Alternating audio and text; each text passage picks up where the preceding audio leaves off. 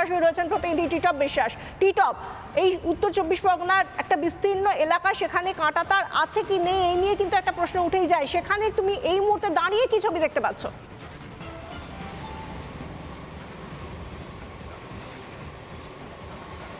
দেখো একদম তাই, 103 কিলোমিটার কিন্তু উত্তর 24 পরগনা কাঁটাতারবিহীন রয়েছে। এই মুহূর্তে যেই ছবি দেখাচ্ছি, দেখো এলাকার বিধায়ক এলাকার সাধারণ মানুষের সঙ্গে কথা বলছেন, মূলত তাদের কি কি সমস্যা রয়েছেন তিনি জানবার চেষ্টা করছেন। পাশাপাশি এখানকার কর্তব্যরত বিএসএফের জওয়ান যারা রয়েছেন, সীমান্ত প্রহরী যারা দিচ্ছেন, তাদের সাথে কথা বলছেন, তাদের সমস্যা রয়েছেন কিনা সেই বিষয়ে কিন্তু তিনি ইতিমধ্যে বৈঠক করেছেন। এবং এই যে বৈঠক কিন্তু তিনি ইতিমধ্যেই কেন্দ্র স্বরাষ্ট্রমন্ত্রীকে তিনি রিপোর্ট করবেন বলে তিনি জানিয়েছেন।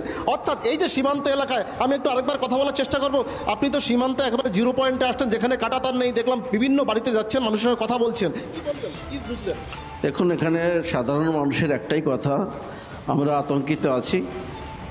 বিএসএফ আছে আমাদের সুরক্ষা দেওয়ার জন্য, দিচ্ছে, ঠিক আছে, কিন্তু কখনো এরকম মনে হচ্ছে রাতের অন্ধকারে হয়তো বাংলাদেশে আতঙ্কবাদীরা ঢুকে পড়তে পারে। তার কারণ বাংলাদেশে যে শাসন চলছে বর্তমানে ইউনূস সরকারের বা রাজাকারদের, সেই শাসনে আমরা কেউ বিশ্বাসী না। বাংলাদেশে কিছু মানুষ ভালো আছে, তাদের জন্য আমাদের সহানুভূতি। স্বপনবাবু, এই কিছুদিন আগে সোশ্যাল মিডিয়াতে ভাইরাল হলো, আমরাই দেখিয়েছিলাম, যে বলেছে কলকাতা দখল করবে, ভারত দখল করবে। ইতিমধ্যেই মালদা এবং ত্রিপুরাতে যেভাবে বিএসএফের উপরে যেভাবে হামলা হলো, কি বলবে?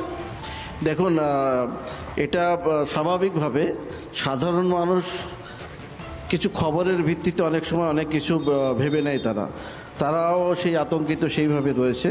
তারা যদিও এটা মানে ভারতবর্ষের সুরক্ষার জন্য ভারতবর্ষ সব কিছু উজাড় করে দেবে, ভারত মাতার সুরক্ষা দেওয়ার জন্য বিএসএফ রয়েছে, ভয় পাওয়ার কিছু নেই। কিন্তু তবুও তারা বলছে এখানে যদি বিএসএফ তার কাটার ব্যবস্থা করে আমরা আরও সুরক্ষা বোধ করব, স্বাচ্ছন্দ্য বোধ করব। কিন্তু দুর্ভাগ্য আমাদের এই রাজ্য সরকার আমাদের তার কাটা দেওয়ার জন্য যে জমি অধিগ্রহণ করার দরকার সেই জমি অধিগ্রহণ করে দিচ্ছে না। তো বিএসএফ এই বিষয় নিয়ে আমি কথা বলেছি, তারা কথা চলছে রাজ্য সরকারের সঙ্গে, ডিএমের সঙ্গে, জমি অধিগ্রহণ করে দেওয়ার কথা বলছে। কিন্তু এই বলছে বলে 10 বছর কাটিয়ে দিয়েছে এরা, এখন কবে দেবে জানি না। এখন যে সিজন, এই সিজনে তার কাটা দেওয়ার সঠিক সিজন, তার কারণে কিছুদিন পর বৃষ্টি চলে আসবে, তার কাটা দিতে পারবে না। অতএব রাজ্য সরকারের কাছে আমরা বুঝতেই পারছি মানুষ আতঙ্কিত রয়েছেন, কারণ যেখানে কাঁটাতারের বেড়া নেই সেখানে আতঙ্কিত থাকা এই মুহূর্তে স্বাভাবিক। আমরা আসবো আবার তোমার কাছে, তোমাদের প্রত্যেকের কাছে আসবো, কিন্তু এই মুহূর্তে আমরা বিভিন্ন প্রতিক্রিয়া পাচ্ছি। Nilotpal Kumar Pandey, DIG BSF Dakshinbanga frontier, তিনি কি বলছেন আমরা শোনাবো। সেই সঙ্গে প্রাক্তন ইন্টেলিজেন্স কর্তা দীপাঞ্জন চক্রবর্তী এবং প্রাক্তন সেনাকর্তা কর্নেল রাজীব কুমার শ্রীবাস্তব, তারা কি বলছেন শুনুন।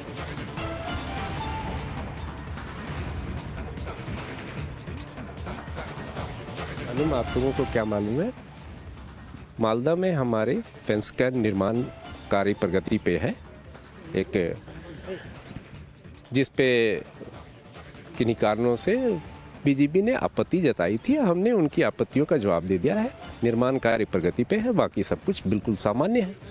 पहले से काम चल रहा था जी, पहले से काम चल रहा था। ইউনূস এখন বাঘের পিঠে চড়ে বসে আছে, আর বাঘের নাম সন্ত্রাসবাদ।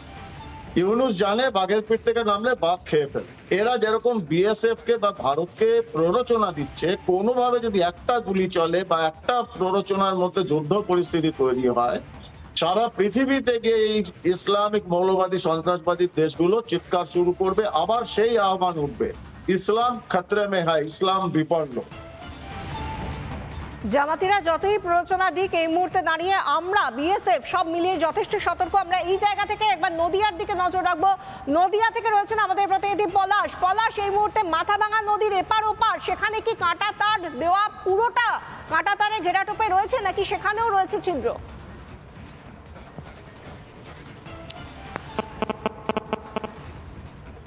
তুমি দেখো, আমি যে জায়গাটায় দাঁড়িয়েছি এটা হচ্ছে ইন্ডিয়া, আর আমার পেছনে যে নদীটা দেখা যাচ্ছে, নদীটা ঠিক ওই পারেই কিন্তু বাংলাদেশ। অর্থাৎ ওই দূরে যে গাছগুলো দেখা যাচ্ছে এই সম্পূর্ণটাই বাংলাদেশ। এখানে কোনো তার কাটার বেড়া জাল নেই কিন্তু। আর যাকে হাতিয়ার করে রাতের অন্ধকারে ইউনিস বাহিনী তারা ঢুকবার চেষ্টা করলেও আমাদের ভারতীয় জওয়ানরা কিন্তু তার মুহূর্তের জবাব দেয়। তার কারণ একাধিকবার এই ধরনের চেষ্টা করা হয়েছে, সব চেষ্টাই বিতালে গেছে। আর বিএসএফ লাগবে না, যারা আমাদের সনাতনীরা আছে, এখন এই গঙ্গাসাগর মেলা চলছে, হরিদ্বারে কুম্ভ নম্বর মেলা চলছে। এই সাধুরাও হুঙ্কার দিয়েছে যে আমরাই শুধু মাত্র বাংলাদেশকে ডোলে মুজড়ে দেওয়ার জন্য যথেষ্ট।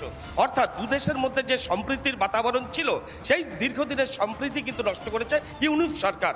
অর্থাৎ কিনা বর্তমানের যে পরিস্থিতি সেই পরিস্থিতির দিকে তাকে আমি একজন সাধারণ মানুষ যারা এই ভারত বাংলাদেশ সীমান্তবর্তী এলাকায় বসবাস করে, আমি একটু জানবো কিরম পরিস্থিতি বা কি চাইছেন, বা বাংলাদেশিরা আপনাদের উপরে কিরম অত্যাচার করে। আমরা সঠিকভাবেই আমরা এখানে আছি, কিন্তু বিএসএফ প্রোটেকশন খুব ভালো আছে।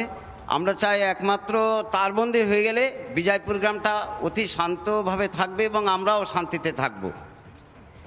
তাছাড়া ইউনিশ সরকার যেভাবে চাইছেন, কিন্তু সেই সঙ্গে সতর্ক রয়েছেন প্রত্যেকটা সীমান্তবর্তী এলাকা থেকে আমাদের 50 প্রতিনিধি এই মুহূর্তে ভারতের, যাতে কোথায় কোথায় কোথায় কিরকম অবস্থা রয়েছে সীমান্তবর্তী এলাকার নিরাপত্তা জড়িত কি পরিস্থিতি, সমস্ত দিকে নজর রাখছি আমরা এদিকে আরো নজর রাখবো। সমস্ত আপডেট নিয়ে ফিরে আসছি একটা ছোট্ট বিরতির পর, সঙ্গে থাকুন। নানা ধরনের কন্টেন্ট দেখার জন্য লাইক করুন, শেয়ার করুন আমাদের ফেসবুক পেজ, সাবস্ক্রাইব করুন আমাদের ইউটিউব চ্যানেল। পাশাপাশি অন্যান্য ব্রেকিং নিউজের জন্য অবশ্যই চোখ রাখুন রিপাবলিক বাংলায়।